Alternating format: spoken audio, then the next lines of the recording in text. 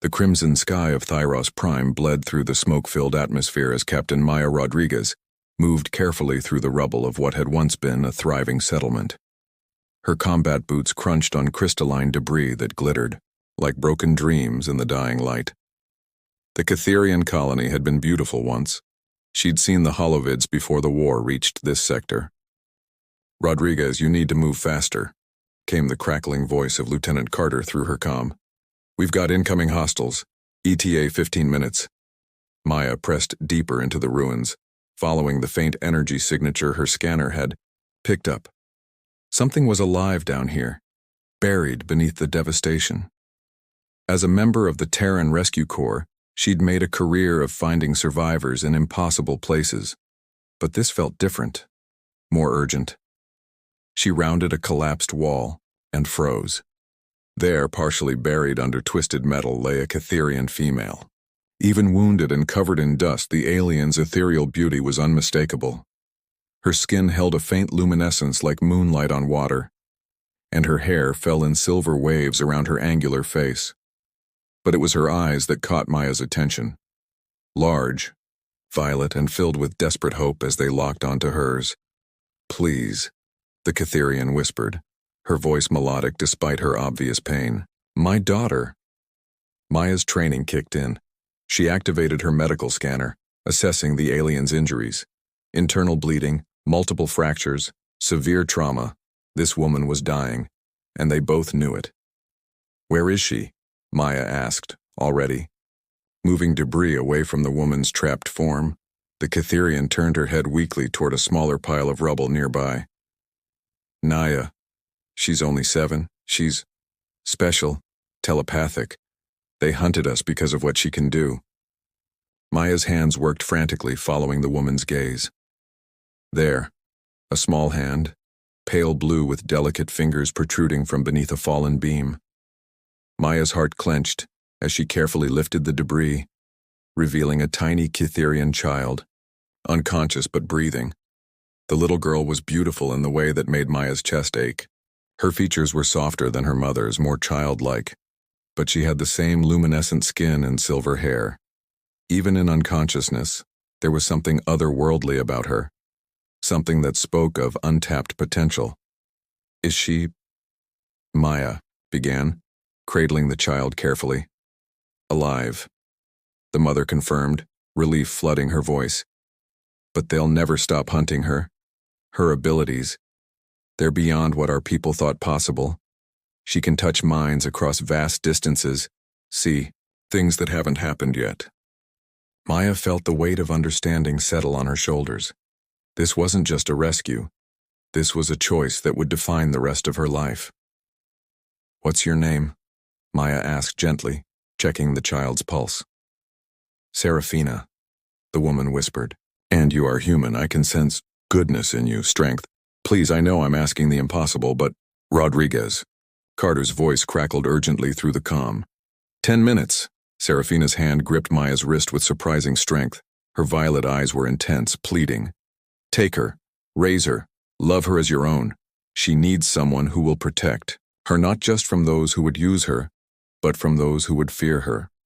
Maya looked down at the unconscious child in her arms, then back at Seraphina. Every regulation, every protocol screamed against what she was considering. Taking in an alien child, especially one with dangerous abilities? It could end her career, her life as she knew it. But as she gazed into Seraphina's dying eyes, Maya saw something that transcended species, politics, and fear. She saw a mother's love, pure and desperate and completely familiar. "I promise," Maya heard herself say. "I'll keep her safe." Seraphina's grip relaxed and a peaceful smile crossed her luminous features. "Thank you. Tell her. Tell her that her mother loved her enough to trust a stranger. Tell her that love is the strongest force in any universe." The Catherian woman's eyes fluttered closed, and Maya felt the life fade from her form. She held the child closer, feeling the steady rhythm of her small heartbeat against her chest. "Rodriguez, move!" Maya stood, cradling Naya against her, and ran toward her extraction point. Behind her, The settlement burned, but in her arms, she carried hope and a promise that would change everything. 5 years had transformed both Maya and Naya in ways neither could have anticipated. The frontier colony of Haven's Edge sat on the rim of explored space, a place where questions weren't asked and new identities could be forged. Here, beneath, twin suns that painted the sky in shades of amber and gold, they had built something Maya had never expected to want: a home. Mama Maya, I can hear Mr. Hendricks thinking about his prize-winning tomatoes again, 12-year-old Naya said with a giggle, her violet eyes sparkling with mischief as she helped Maya tend their small garden behind their modest dwelling. Maya smiled, brushing a strand of silver hair from Naya's face. The child had grown taller, her Catherian features becoming more defined, but she still possessed that otherworldly grace that made colonists do double takes. Maya had crafted a story about Naya being a human-alien hybrid, which explained her unique appearance without raising too many questions. "What have I told you about listening in on people's thoughts without permission?" Maya asked gently, though her tone held no real reproach. "Only in emergencies or when someone's feelings are too loud to ignore," Naya recited, her expression growing serious. "But Mama Maya, sometimes I can't help it. Especially when people are really excited or really sad." Maya knelt to Naya's level, taking her small hands in her own. Even after 5 years, she marveled at how natural it felt to be this child's mother. "I know, sweetheart. Your abilities are growing stronger. That's why we practice the meditation exercises Dr. Sullivan taught you." At the mention of James Sullivan, Naya's face lit up. "Is Dr. James coming for dinner tonight?" Maya felt warmth spread through her chest at the question. James had entered their lives 2 years ago, when Naya had fallen ill with a fever that human medicine couldn't touch. As the colony's chief medical officer, he'd worked tirelessly to understand Catherian physiology, eventually developing treatments that had saved Naya's life. In the process, he'd become much more than their doctor. "He is," Maya confirmed, unable to suppress her smile. "And I believe he's bringing those chocolate pastries you love." Their conversation was interrupted by the sound of approaching footsteps. Maya instinctively moved protectively closer to Naya, a habit that 5 years hadn't diminished, but relaxed when she saw James's familiar figure approaching. He was tall and lean, with kind brown eyes and hands that were equally skilled at surgery and playing the old guitar he'd brought to their dinner table on countless evenings. "Ladies," James said warmly, his gaze lingering on Maya in a way that made her pulse quicken. "How are my favorite gardeners this afternoon?" "Dr. James!" Naya launched herself into his arms and he caught her easily, spinning her around. The sight of them together always made Maya's heart clench with emotion she was still learning to name. "Careful with those ribs, young lady," James said, setting her down but keeping his voice light. "That sparring practice with Lieutenant Torres this morning looked intense." Maya raised an eyebrow. "Sparring practice. Naya, we talked about this." "I know, but I need to learn to defend myself without using my telepathy," Naya said, her chin lifting with determination that reminded Maya of Saraphina. "What if someday I can't use my abilities? What if someone finds a way to block them?" The mature reasoning from a 12-year-old always caught Maya off guard. Naya had been forced to grow up faster than most children, carrying the weight of her hidden nature and the knowledge that discovery could mean danger for all of them. James caught Maya's concerned look and stepped closer, his hand finding hers. The simple touch sent electricity up her arm. "She's right to want to be prepared," he said quietly. "And Torres is teaching her well. But maybe we should discuss some ground rules." That evening, as they shared dinner on their small patio under the twin moons of Haven's Edge, Maya watched James and Naya engaged in animated conversation about stellar cartography, Naya's latest fascination. The domesticity of it all struck her with overwhelming force. This man had seamlessly woven himself into the fabric of their unusual family, accepting Naya's alien heritage without question, and treating her with the same protective love Maya felt. "Mama Maya, are you okay?" Naya's voice cut through her reverie, and Maya realized both James and Naya were looking at her with concern. I'm perfect, Maya said and meant it, just thinking about how much our lives have changed. After Naya had gone to bed, Maya and James sat together on the porch swing he'd installed last spring. The night air was warm, filled with the sound of nocturnal creatures and the distant hum of the colony's life support systems. She's growing up fast, James observed, his arm around Maya's shoulders. Too fast, Maya agreed, leaning into his warmth. Sometimes I look at her and see her mother's eyes, that same intensity. Saraphina was younger than I am now when she died, but she had this ancient wisdom about her. James turned to face her, his expression serious. Maya, what we have here, what we've built, it's real. Whatever comes, we'll face it together. The sincerity in his voice made Maya's breath catch. Over the past months, their relationship had deepened beyond friendship, beyond the convenient partnership of co-parenting Naya. They'd found love in the most unexpected place, built on the foundation of protecting a special child who'd brought them together. I love you, Maya said, the words coming easier than they once had. I love you too, James replied, his lips finding hers in a kiss that tasted of promises and possibility. Both of you. This family we've created. It's everything I never knew I wanted. As they held each other under the alien stars, Maya allowed herself to believe that maybe, just maybe, they could have this happiness forever.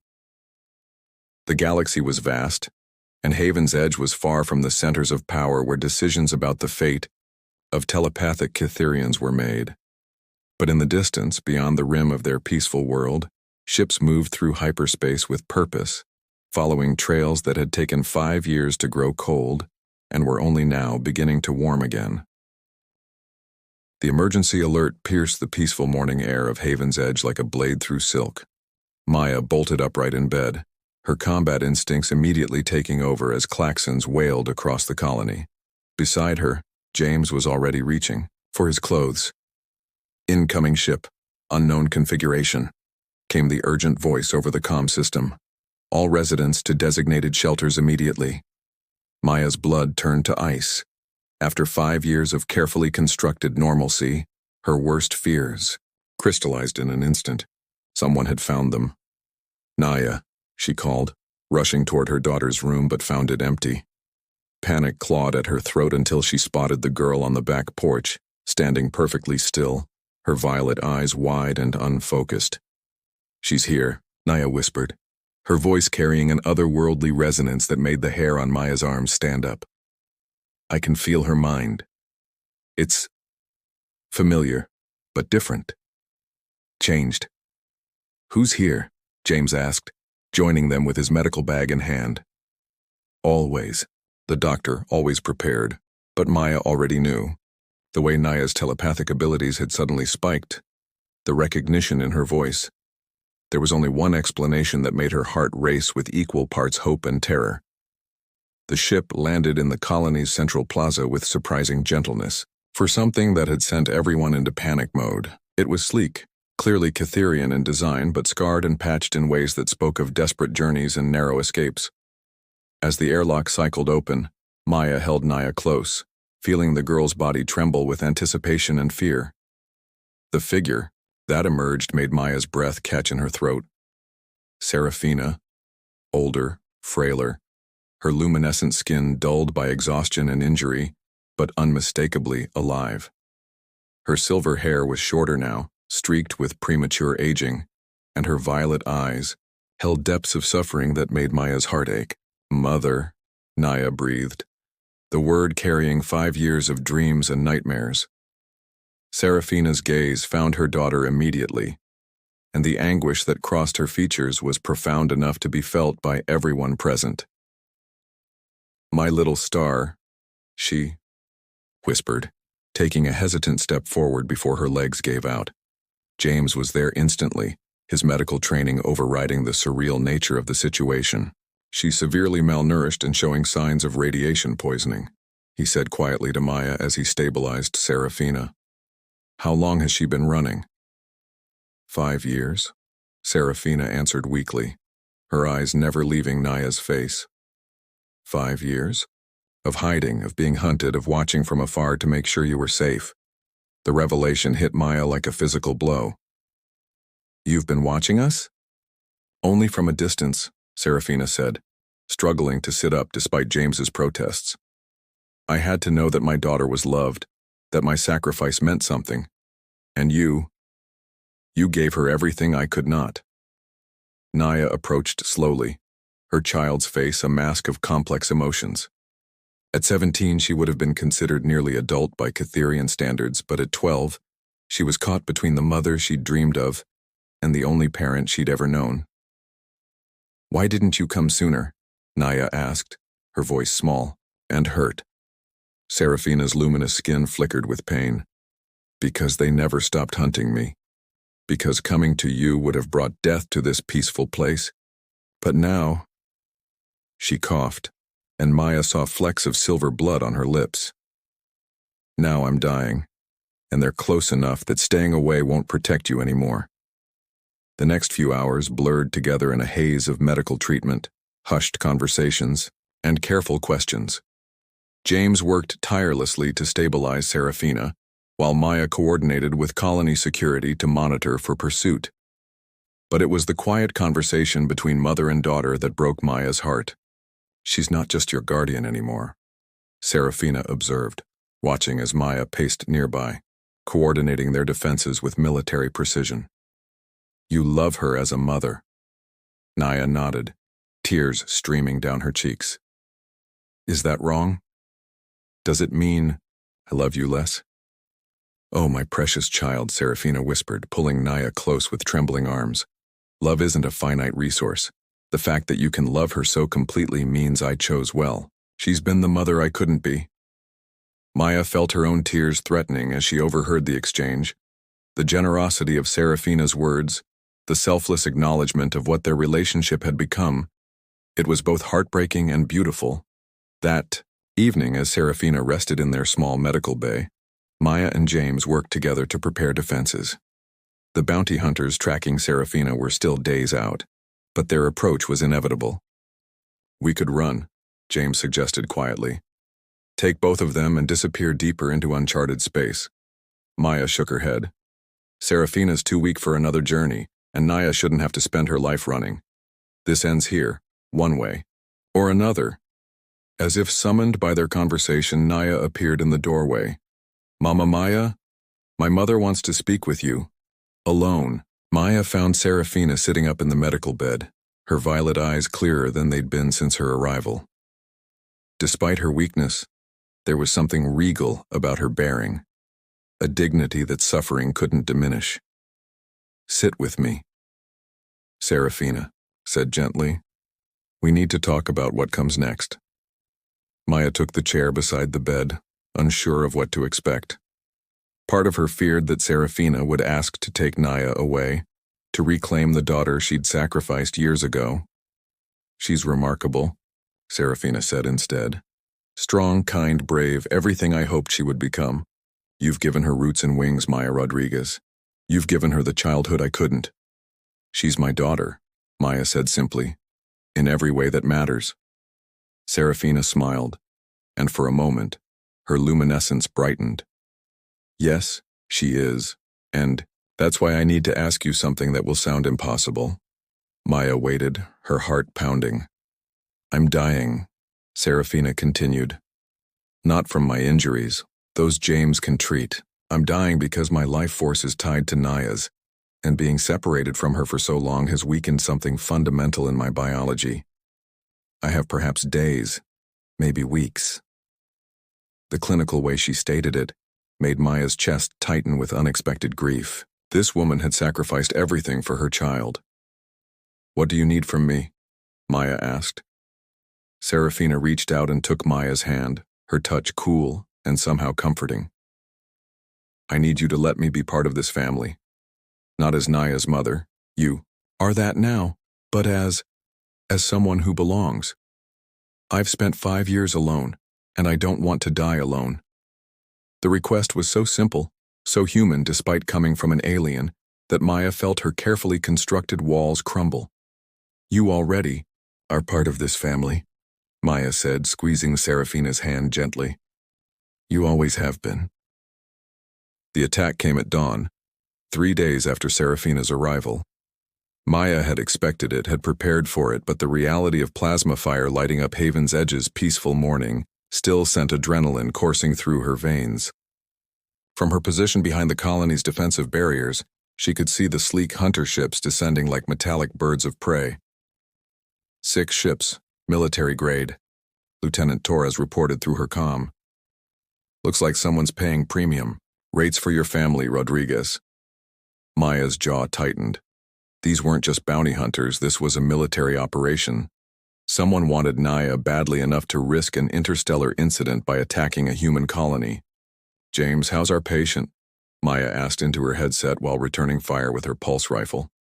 Stable, but the stress is taking its toll, came James's voice from the medical bunker, where he was treating wounded colonists. Maya, Saraphina's, asking for you. I can't leave my position. I'll cover you, Torres interrupted, sliding into Maya's defensive spot. Go. Your family needs you. Maya's throat tightened at the words. Over the past 5 years, Haven's Edge had become more than a hiding place. It had become home, and these people had become family in their own right. She found Saraphina sitting, up in the medical bay, her luminescent skin flickering like a dying star. Despite her weakness, her violet eyes burned with fierce determination. Naya knelt beside her birth mother's bed, her young face set with resolve that made Maya's heart ache. They're here for me, Naya said simply. I can feel their intentions. They want to use my abilities for war. Over my dead body, Maya growled, checking her weapon. That might be exactly what it takes, Saraphina said quietly. Maya, sit with me. Both of you. Despite the chaos outside, something in Saraphina's tone made them both comply. The Catherian woman looked fragile in the medical bed, but her presence filled the room with an otherworldly calm. I lied to you, Saraphina said, her voice barely above a whisper. When I said I was dying from separation, that's not entirely true. Maya felt ice in her veins. What do you mean? I'm dying because I chose to, Saraphina continued. My people have the ability to transfer our life essence to another when death is near. It's how we preserve knowledge, memories, the bonds that matter most. Naya's eyes widened with understanding. You want to? I want to give you everything I am, Saraphina said, reaching for her daughter's hand. My memories, my knowledge, my love, all of it. But more than that, I want to ask Maya something that will sound impossible. The medical base shook as another explosion rocked the colony. Maya could hear James treating wounded in the adjacent room, could feel the weight of leadership and protection crushing down on her shoulders. What? Maya asked, though she dreaded the answer. Saraphina's gaze moved between Maya and Naya, her expression soft with something Maya had never seen before, complete trust. Take me too, Saraphina whispered. Not my memories or my essence, take me. Accept me not as a dying alien seeking shelter, but as part of your family. Let me belong somewhere before I go. The request hit Maya like a physical blow. After everything, the years of hiding, the careful construction of their new life, the love she'd built with James and Naya, Saraphina was asking for the simplest thing in the universe: to be loved, to belong, to not die alone. Saraphina, Maya began, but the alien woman interrupted her.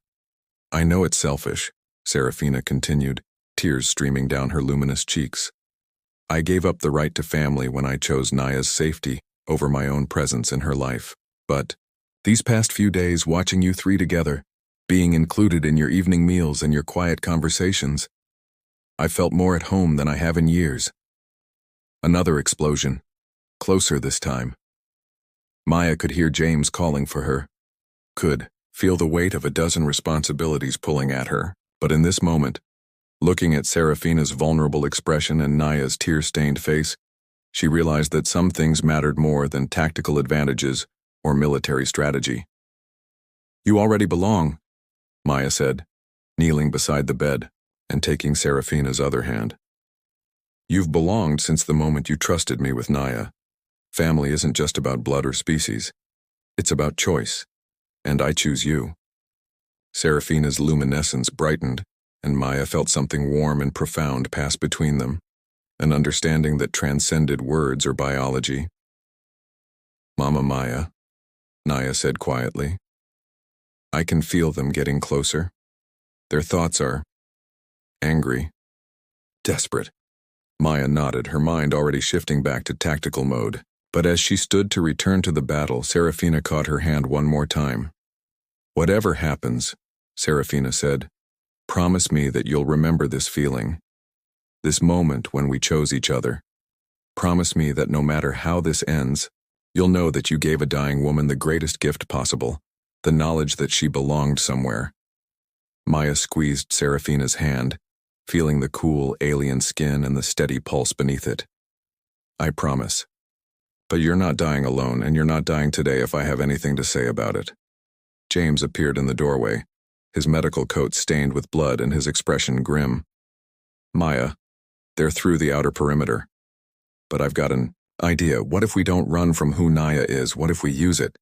Maya looked at him questioningly, and James's expression grew determined. "Naya's telepathic abilities are stronger than anyone realizes.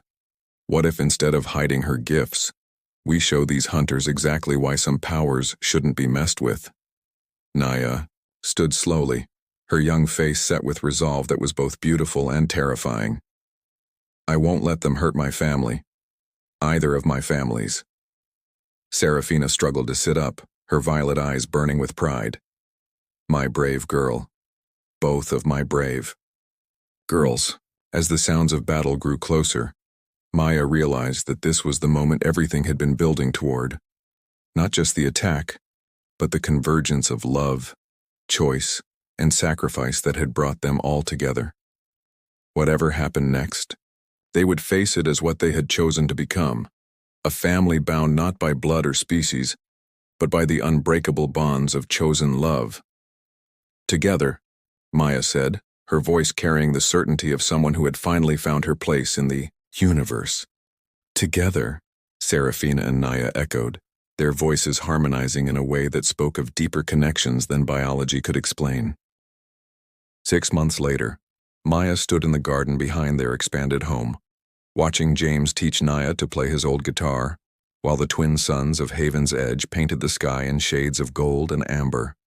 The scene was achingly normal, beautifully domestic, and completely at odds with the extraordinary events that had brought them to this moment. The attack had ended not with violence, but with revelation. When Naya had finally unleashed the full scope of her telepathic abilities, not to harm, but to flood the minds of their attackers with the genuine love and peace she'd found on Haven's Edge, the hardened military operatives had simply stopped. Some had wept. Others had laid down their weapons and asked for asylum. The few who had maintained their hostile intent had fled, overwhelmed by exposure to emotions they'd forgotten existed. The galactic authorities had initially threatened intervention, but the testimonies of the converted soldiers, combined with Naya's demonstration of using her abilities for healing rather than conquest, had shifted the political landscape. Suddenly, the Catherian child they'd wanted to weaponize became a symbol of hope for peaceful coexistence. "Mama Maya," Naya called from the porch, her fingers stumbling over the guitar strings. "Dr. James says I have no natural musical ability whatsoever." "That's not what I said," James protested with a laugh, his brown eyes crinkling with humor. "I said you have plenty of natural ability. You just prefer to use your telepathy to understand the music instead of your fingers to play it." Maya smiled, settling into the comfortable rhythm of their banter. These past months had been filled with such moments, ordinary family interactions that felt extraordinary because of how hard won they were. The sound of approaching footsteps made them all turn. Saraphina emerged from the house, moving slowly but steadily. The treatments James had developed, combined with Naya's presence and the stability of belonging somewhere, had worked what many considered a miracle. Saraphina was still frail, still bearing the scars of her years on the run, but she was alive and growing stronger each day. "How are you feeling?" Maya asked, offering her arm for support. Like someone who's been given a second chance at everything, Saraphina replied, her luminescent skin glowing softly in the evening light. The counselor from the diplomatic corps called again today. They're formally recognizing our family structure in their records. Maya felt a warm surge of satisfaction. The legal battles had been complex. How do you officially recognize a family that consisted of a human military officer, a human doctor, a Catherian refugee, and a half-Catherian child with extraordinary abilities? But persistence and the changing political climate had eventually prevailed. "What did you tell them?" James asked, setting aside the guitar to join their conversation. "I told them what I've told everyone," Saraphina said, settling into the chair they'd placed for her in the garden. "That family is defined by choice, not biology, that love transcends species, and that our daughter has two mothers who will protect her with everything we have." The phrase "our daughter" still made Maya's heart skip. It had taken months for Saraphina to use it naturally, and longer for Maya to accept it without guilt. But gradually they'd found their way to a truth that surprised them both. Loving Naya hadn't divided their maternal connection. It had multiplied it. "Speaking of protection," James said, his expression growing more serious, "I got word from Command today. They're offering you a promotion and a transfer to Earth. Full military honors, your choice of assignments." Maya had been expecting this. Her role in resolving the Catherian crisis had made her a hero in some circles, a liability in others. Either way, Earth wanted her back in the fold. "And?" Saraphina asked quietly. "I told them I'm exactly where I belong," Maya replied simply. "Haven's Edge needs a new security chief, and I can't think of anywhere I'd rather raise my daughter." "Daughters," Naya corrected with a grin, running to embrace Maya from one side while reaching for Saraphina's hand with the other. Both of them. As the sun set and the colony's lights began to twinkle like earthbound stars, Maya marveled at the impossible family they'd become. James, who'd found his calling not just as a doctor, but as a father and partner. Saraphina, who'd learned that love shared wasn't love diminished. Naya, who was growing into her abilities with wisdom beyond her years. And herself, a soldier who'd found her greatest victory not in battle, but in the choice to love without reservation. "I have something to tell you all," Saraphina said during their evening meal, her violet eyes bright with excitement and nervousness. "The Catherian Council has made an offer.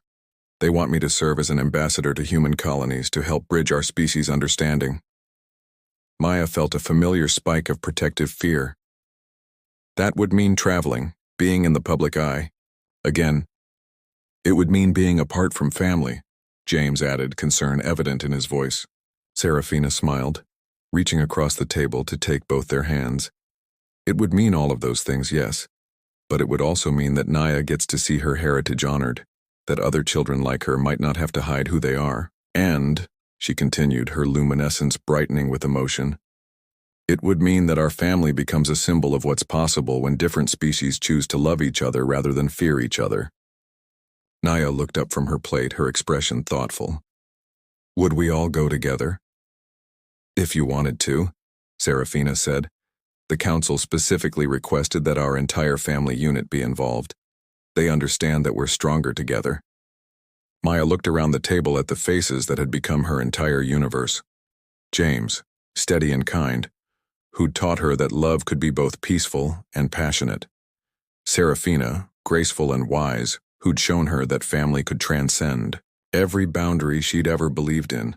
And Naya, brilliant and powerful and impossibly precious, who'd made them all better versions of themselves. "What do you think?" Maya asked James. "I think," he said slowly, "that maybe it's time for the galaxy to see what a real family looks like." 2 years later, Maya stood on the observation deck of the diplomatic vessel New Harmony, watching stars streak past as they traveled to another colony world where fear and misunderstanding threatened to tear communities apart. In her arms she held their newest family member, a baby boy they'd adopted from a war-torn world, fully human but chosen with the same certainty that had defined all their family decisions. Beside her, James worked on his latest medical research, developing treatments that could work across species lines. Saraphina sat nearby, reviewing her speech for tomorrow's diplomatic gathering, while Naya practiced focusing her growing abilities on healing rather than destruction. They were no longer hiding from the galaxy. They were helping to heal it one world at a time. And in the quiet moments between crises, they remained what they had chosen to become: a family bound by love, strengthened by choice, and dedicated to proving that the greatest power in any universe is the decision to care for each other without reservation. "Penny for your thoughts?" James asked, joining Maya at the observation port. Maya smiled, watching their reflection in the transparisteel. Two humans, a Catherian, and two children who represented the future they were all working to build. "Just thinking about promises," she said, "and how sometimes the best ones are the ones we never planned to make." James wrapped his arms around her and their sleeping son, while behind them Seraphina's soft laughter mixed with Naya's delighted giggles over some shared telepathic joke. Family, Maya thought, wasn't about the circumstances that brought you together. It was about the choice to stay together, to build something beautiful from the unexpected connections that life offered, and as the stars wheeled overhead, carrying them toward their next adventure, she knew with absolute certainty that they had chosen well. The universe was vast and often cruel, but it was also full of second chances and unexpected love. And sometimes, if you were brave enough to say yes to the impossible, you could find yourself exactly where you belonged, surrounded by the people who had chosen to love you and whom you had chosen to love in return. Forever family indeed.